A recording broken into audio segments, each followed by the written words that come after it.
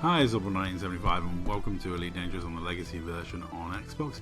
And if you haven't seen round 1 of this fighting, this is round 2. I literally jumped up, sat and Super Cruise waited for them, and they returned, one in an FDL, and all I did was synth some more ammo. Just basic synthesis, as you can see.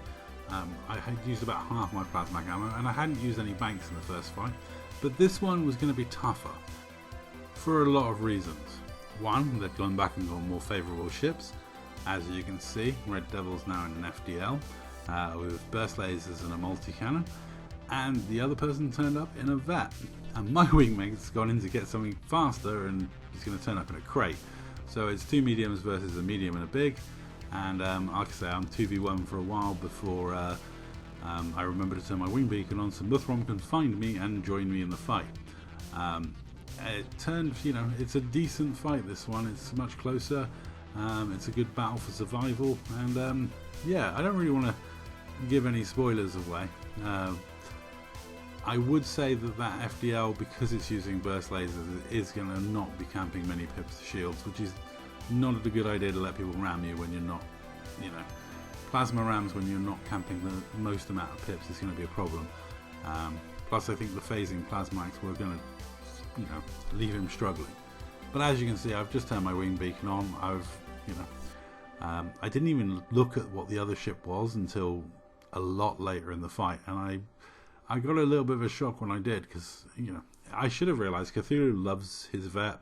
It's what he feels most comfortable in. It's what I've normally fought him in, so I shouldn't have been surprised that he was in a vet. Just honestly, I shouldn't have been. And Muthrom's still having trouble finding my wing beacon. But overall, I think my crate handled itself quite well. It is a very durable craft. It is made to be a silly build. And later on, at some point in this fight, I always have a nightmare time. The worst thing one of the worst things that can happen to you in the middle of a fight happens, and my controller runs out of batteries. But my wingmate has now arrived. He does not get targeted at all in this fight. Not at all. They completely go for me the entire time, which is fair enough. I'm used to being focused. It's basically most of my fights, especially in the IED war and the IED days. If I wasn't first focused, the only time I wasn't first focused was when they went for Frodo first. But normally it was either me or Frodo were first focused in almost every fight we were in. And when it was the two of us, it was pretty much a coin flip. But that's my first sight of the vet, and Cthulhu brought his vet along, and it's got plasmax, and it hits pretty hard. So let's burn through some banks, keep this fight going, and focus in on the FDL. Once we shift that, it'll be two mediums versus a big, and that's an awkward situation for the vet, to be honest. I must admit, we did clear out the FDL quicker than I expected to, but like I say, with the 4 burst lasers, you're not going to be camping many pips to shield, so a lot of the time he's getting pip checked. But I have burnt through half my banks already, and as you see from the length of this video, this fight's got a long way to go. But that is the FDL down. Now it's 2v1 against the vet, and for some reason now I should stop ramming things, but I don't for a while, which isn't the best of ideas, but that's probably why this ended up being a real struggle for survival towards the end, and a real close run fight.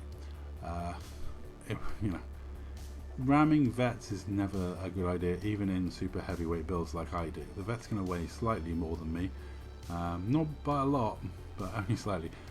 Oddly, in my Ramba, I have been known to deliberately ram vets and actually find some vets that are weaker. But Cthulhu's isn't one of those sort of ships. It's not a PvE weaky vet that's got like bioweave shields or something silly like that I can actually ram. This is a proper hulking build, and I'm trying not to ram it, and I'm trying to focus up now, because I've just let my shields go down, so now I've got to get my shields back and stay alive long enough to get them back, and try and not take too much hull damage in the meantime. So it would be really bad now if my controller batteries were to die on me or run out, wouldn't it? When you're winging around a plasma vet with no shields going slow in a straight line, that's going to be quite painful to do. But let's see. We always get lucky timing on those batteries. I have got to say, I'm much more comfortable shooting plasmax at vets and cutters than I am at medium ships, that's for sure. It's way easier to hit, which is nice. But yeah, so quick change in batteries.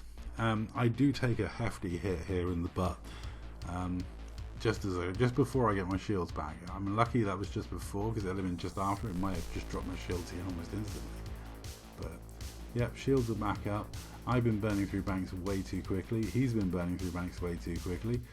You know, this is going to be a close run thing, especially as he's completely focused on me. I'm sure the two of us are going to win this fight. It's whether the fact I'm still alive at the end of it is going to be the issue. You know, Muthrom's completely untouched over there and has got all his banks left and everything. So, you know, I'm confident he's got enough left to finish this fight on his own if I survive a little bit longer. The question is, can I survive a bit longer and survive long enough to see the end of that vet? It is quite funny. I'm enjoying this PvP malarkey, and Cthulhu's long time been a good guy in the PvP terms. He's always come after us pirates and gankers, and it's nice to see him still doing that. And Scooby has already said that he's got to go and try and redress this, because you know, people have been shooting at Dark Marauders, so he's going to be looking for them to fight them. Whether he finds them or not, don't know. It's difficult with the population the way it is.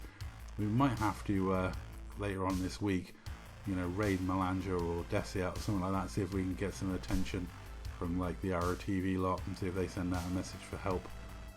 Maybe, I don't know, or we might just go up to ImSpace and murder loads of imps and send Cthulhu a message letting him know where we are.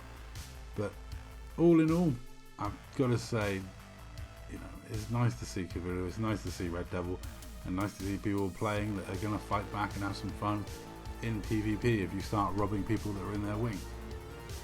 I'll be honest, I think everyone knows that my preferred PvP in Elite Dangerous is organic PvP, because you just don't know what sort of ship you're going to be up against, you don't know what sort of ship you're going to be in. People tend to run a lot more vets, a lot more bigs, have a lot more fun, run silly stuff, you know. And if you like tournament PvP where it's meta lance versus meta lance and it's a test of skill, or a winger 3 versus a winger 3 all in meta lances, good luck to you. But for me, organic PvP is where it's at, because it's just whatever happens, whatever you're fighting against, you're fighting against. You know, whether it be a wing of TOC and Cobras with mine layers, or an absolutely insane build like Frodo's stupid dropship, or some horrible hideous like vet with, you know, plasmax, or you're up against flechettes. You can't plan for every eventuality. Your ship has to be able to deal with certain situations, and yeah, I gotta say, I think the build in this ship held up pretty well. It is a tough build. It does pretty good work for me. The worst component in it is the pilot, which is me, and nothing I can do about that. But overall, it's not the fastest turning vessel. It's not the, you know, the best vessel out there, but it does just enough. And I could have done without that ram from my wingmate. But overall, Muthrom's done really well in this fight. And I gotta say, he must have enjoyed himself, because it's nice when you're the one not being shot at. And you can just sit there and like keep shooting and pick apart people. You know, 0-3-3, perma boosting, happy as Larry, because no one shoots at you. It's quite a good feeling. And if you're in a fight with me, there's a very good chance that I'm going to be focused first, because everyone loves focusing me first. IED always used to focus me first. It was hilarious, because I'm used to surviving. I'm not particularly good at dealing out damage, so if you're going to focus me first, you know, you're putting your heaviest damage dealers on an idiot, and that means you're leaving the heaviest damage dealers with me free to roam around and just take people out of the fight.